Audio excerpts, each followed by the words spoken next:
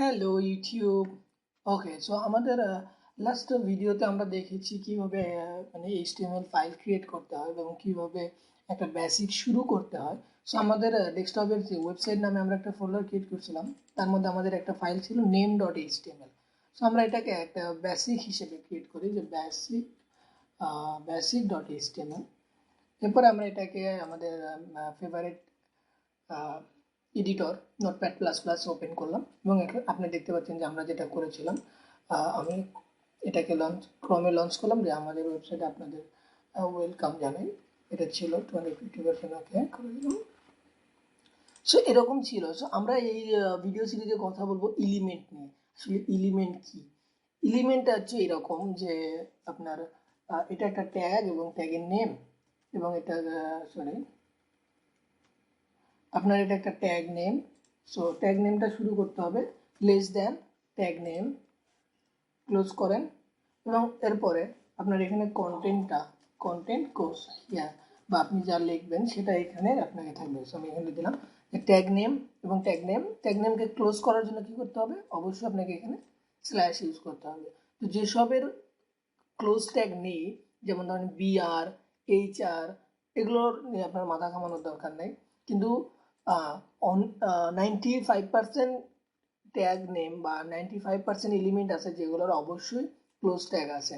তো যার কারণে আপনি এটা ভুললে চলবে না যে আমি এটা ক্লোজ করি না। যেমন ধরেন, যদি আমি এখানে একটা সিম্পল উদাহরণ দিই আপনাকে, যে আমি একটা এইচন লিখছি, যেটি এটা একটা H1, হ্যাঁ আমি এটা ভুলে গেছি। এরপরে আমি কি করছি, এটা নিচে আর একটা আমি পি ট্যাগ দিছি, যেটার মধ্যে লিখছি এটা এটা একটা পি। তাহলে এটা যদি আমি ব্রাউজারে রান করি তাহলে আপনি দেখেন কি হয়। আমাদের যেহেতু ব্রাউজারে রান করাই আছে, আমরা যদি এটাকে ইয়ে করি, দেখেন H1 এবং পি এই দুটার কিন্তু সাইজ একই দাঁড়াইছে। H1-এরও যে সাইজ, পিরও কিন্তু সেই সাইজ, কিন্তু নর্মালি কিন্তু তা হওয়ার কথা না। তাহলে আমরা যদি এটা এখানে ভুলে গেছি যে ট্যাগটা ক্লোজ করি নাই, যদি এটাকে ক্লোজ করি, H1-কে ক্লোজ করলাম।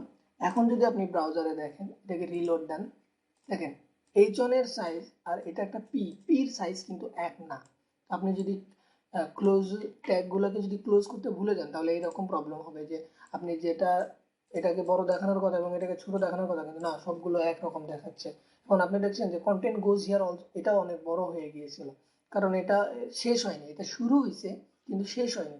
যেহেতু শুরু হয়েছে শেষ হয়নি, তো যতক্ষণ পর্যন্ত এটা শেষ হচ্ছে ততক্ষণ পর্যন্ত H1 হিসেবেই সবগুলোকে বিবেচনা করতো।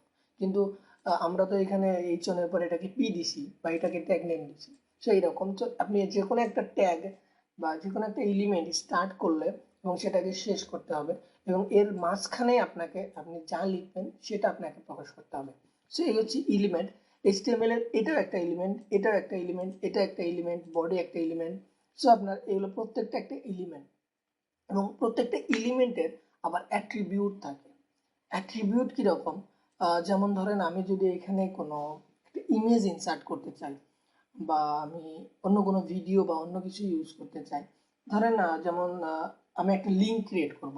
সো লিঙ্ককে আমি একটা ক্রিয়েট করি, ধরেন এই কন্টেন্ট গোজ হিয়ার, আমি কন্টেন্ট নামে একটা লিঙ্ক বানাবো। আমি কন্টেন্টটা জাস্ট কপি করে, ধরেন অ্যাঙ্কর হচ্ছে আপনার লিঙ্কের জন্য, তো H ref is equals to, এটা হচ্ছে হাইপার রেফারেন্স।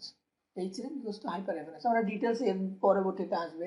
কিন্তু অ্যাট্রিবিউট হচ্ছে কি, এই এ যে ট্যাগটা, এটা একটা ট্যাগ, এখানে আমি কন্টেন্ট লিখলাম, এই যে একটা ট্যাগ, আর এই এইচরেপ এটা হচ্ছে একটা এলিমেন্ট, আর এই এলিমেন্টের অ্যাট্রিবিউট হচ্ছে এই এইচরেপ। এর মধ্যে আপনাকে এখানে ধরেন আপনি দেখলেন যে http //terminal.com